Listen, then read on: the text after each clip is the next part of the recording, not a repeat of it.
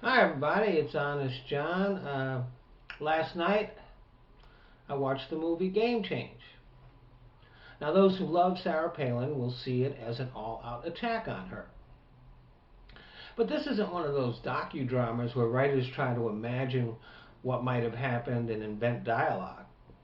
The script was put together by extensively interviewing McCain's campaign staff. Now, some of their input was probably self-serving. When I look back on my life, I mostly see myself as the hero of my story. I think we all do that. If they had been able to interview Governor Palin, a somewhat different picture might have emerged. After all, she's the heroine of her story, too.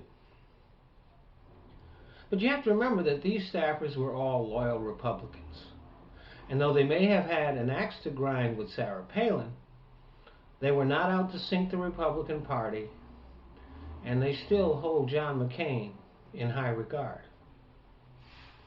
And it would be completely unfair to say that Sarah Palin was the reason John McCain lost the election.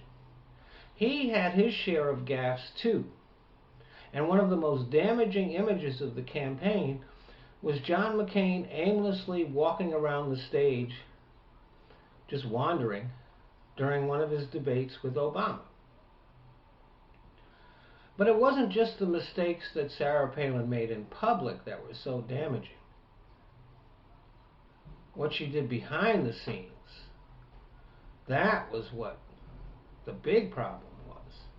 She demoralized McCain's campaign staff. She came in from Alaska, and she was out of her depth and unprepared for what was about to happen. That was pretty obvious. But she also was small-minded, petty, vain, and vindictive.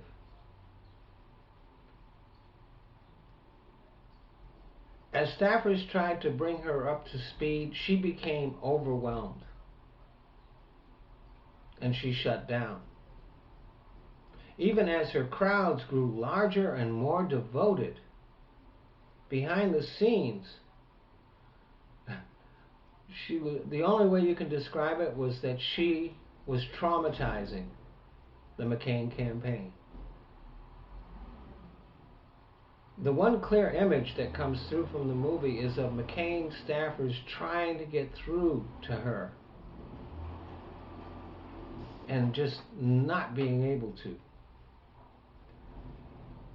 And also of Governor Palin feeling isolated and persecuted. And you almost kind of felt sorry for her.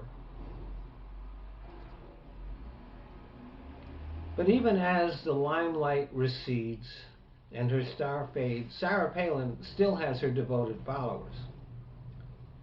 And she'll continue to have some influence on the Republican Party. But she is still what she was then. Unprepared and ill-equipped. You watch her when she makes her appearances on Fox News, and you can tell that she still does not prepare.